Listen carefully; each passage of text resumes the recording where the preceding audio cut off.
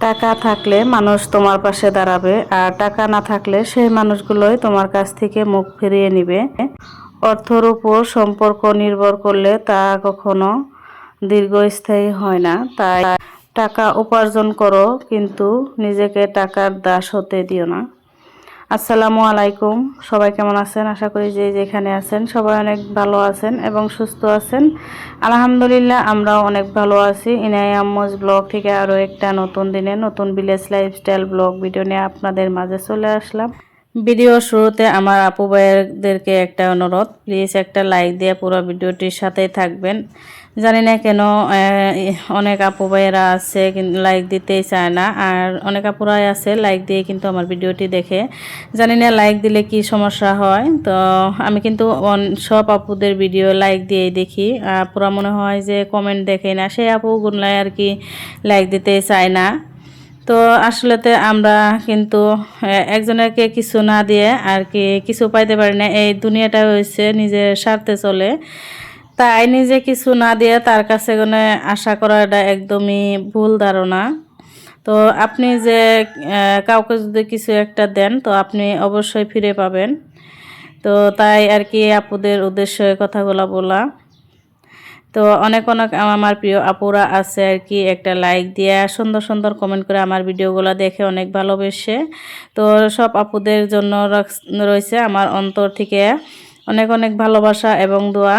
তো সবাই কিন্তু আমরা একে অপরের পাশে না থাকলে কেউ এগিয়ে যেতে পারবো না। তো আমাদের আর কি সবার পাশে থাকার দরকার। তো আমার ভিডিওটি ফুল ওয়াচ করে দিবেন আর সুন্দর একটা কমেন্ট করে যাবেন, যাতে আপনাদের পাশেও আমি থাকতে পারি। তো এই যে দেখতে পাচ্ছেন এখন হচ্ছে সকালবেলা। সকালে আর কি আমি গ্যাসের চুলাটা আর কি রাত্রে মুছে রাখছিলাম না, সকালবেলা উঠে মুছে এদিক দিয়ে পরিষ্কার করে তারপরে কিন্তু চা বসাই দিছি। সাথে যে ফ্রোজেন রেডিমেড পরোটা আর কি বাইজা নিতে এসেছি চা দিয়ে খাওয়ার জন্য সকালের নাস্তায়। তো আসলে তো গ্যাসের চুলা আর এই পাশটা আর কি পরিষ্কার থাকলে কিন্তু রান্নাবান্না করে অনেকটাই ভালো লাগে। আর কত সময় দেখা যায় যে অনেক তাড়াহুড়া থাকে, ওই সময় কিন্তু পরিষ্কার করতে পারি না, তারপরে রান্নাবান্না করেই কিন্তু পরিষ্কার করতে হয়। তখন আর কি একটু ভালো লাগে না, কি এরকম জানি আর কি লাগে। তো রান্না বসাই দিয়ে কিন্তু আমি পরিষ্কার করে নিই অনেকটা সময়, যেহেতু যাদের ছোটো বাচ্চা আছে তাদের কিন্তু অনেকটাই কষ্টকর হয়ে যায়। তো অনেক কাজ করা, তারপরে এই যে ভিডিও করা, আর ইনায়া তো অনেকটাই দুষ্টামি করে, তো তার জন্য আর কি একটু কষ্ট বেশি হয়ে যায় আমার। তো এখানে যে চা খাওয়া হয়েছে, কাকু আসছিল আমাদের আর কি পাশে একবারে। তো কাকু মাঝে মাঝে আসে আমাদের বাড়িতে, এসে চা খাই নিয়ে আব্বু আর কি ফোন করে নিয়ে আসে। কাকুর সাথে আর কি অনেকটাই মিল আছে যার জন্য।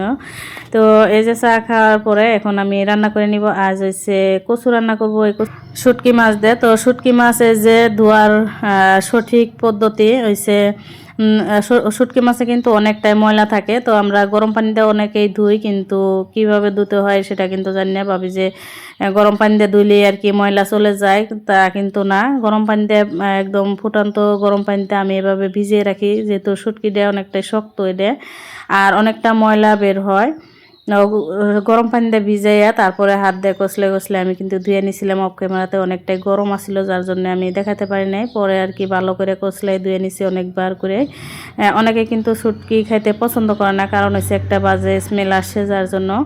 তো এভাবে গরম পানিতে ভালো করে কষলে বারবার অনেকবার ধুয়ে নিছি। ধুয়ে তারপরে কিন্তু রান্না করলে বাজে একটা স্মেল আসে না।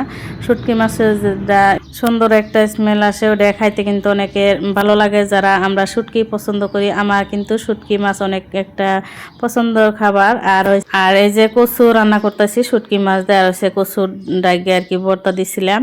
তো এই কচু লতি কিন্তু আগে দেখতেই পারতাম না, দেখলে আর কি মার সাথে কান্নাকাটি করতাম বিয়ের আগে। আর হচ্ছে এখন এইসব খাবারই কিন্তু প্রিয় খাবার হয়ে গেছে। আসলে তো বয়সের সাথে সাথে মনে হয় সব কিছুই পরিবর্তন হয়।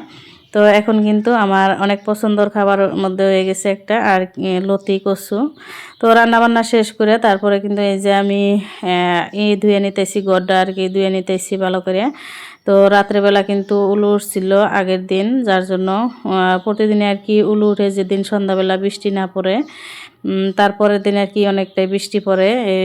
আর এই তো উলু পোকা উঠলে কিন্তু ঘর দিয়ে বাজে একটা স্মেল আসে, যার জন্য প্রতিদিনে আর কি যেদিন উলু উঠে তার বাদে দিন কিন্তু আমি ঘরটা মুছে নেই। তো এই যে ঘর মুছে তারপরে বারান্দাটাও মুছে নিয়েছিলাম অফ ক্যামেরাতেই। তো সেটা আর কি ভিডিও করা হয় নাই, অনেকটা দেরি হয়েছে বলে, যার জন্য তো আমি তাড়াতাড়ি করে আর কি ঘর মুছে গোসল করে নিছিলাম। তো এখন এই যে গোসল করে চলে আসছি। তো আমার ভাইয়ের কাছে মা এই যে ইনার জন্য ছোট ছোট একটা বাটি আর একটা ছোট থালা কিনে পাঠিয়ে দিচ্ছে। তো অনেকটা সুন্দর দেখতে পারছেন, ছোট ছোট বস্তু আসলে তো দেখতে ভালো লাগে। তো আমাদের 4 ভাই বোনের জন্য আর কি মা রাখে ছোট ছোট বস্তুগুলা, পাতিল হোক, তারপরে হচ্ছে টিফিন বাটি, সবগুলাই আর কি সবাইকে কিনে কিনে দেয়। তো এখানে দেখতে পাচ্ছেন কিছু টাকা নিয়ে বসছি। তো আমি টাকাগুলো আর কি যে আমার প্লাস্টিকের ব্যাংকের মধ্যে রেখে দিব, কারণ হচ্ছে এটি ইনায়ের ইচ্ছালামির টাকা। তো এগুলো আমি খরচ করতে চাই না ইনায়ের টাকাগুলো, যার জন্য আমি এখানে রেখে দিব। আর টাকাগুলো দেখতে পাচ্ছেন কতটা চকচকে একদম, 10 টাকার নোটগুলো আর কি। তো আমার বাইসতে আর কি ওদের জন্য, বাচ্চাদের জন্য নতুন টাকা ব্যাংকে থেকে উঠাই নিয়ে আসছি ইচ্ছালামি দেওয়ার জন্য। তো সেগুলো আর কি আমি রেখে দিলাম। তারপর হঠাৎ করে মনে পড়ে যে আজকে তো গাখীর আনার কথা আর কি ভুলে গেছি। তারপরে যে পুরান বাড়িতে চলে আসলাম গাখীর নিতে। তো ইনায়ের দেখেন মৌসুম হাঁটান। তো পুরান বাড়িতে আসলে যে এতটা খুশি হয়, তো দেখতেই পারছেন কীরকম ফুর্তি পাইছে। তো আজকের ভিডিওটি এ পর্যন্ত, সবাই ভালো থাকেন, আল্লাহ হাফিজ।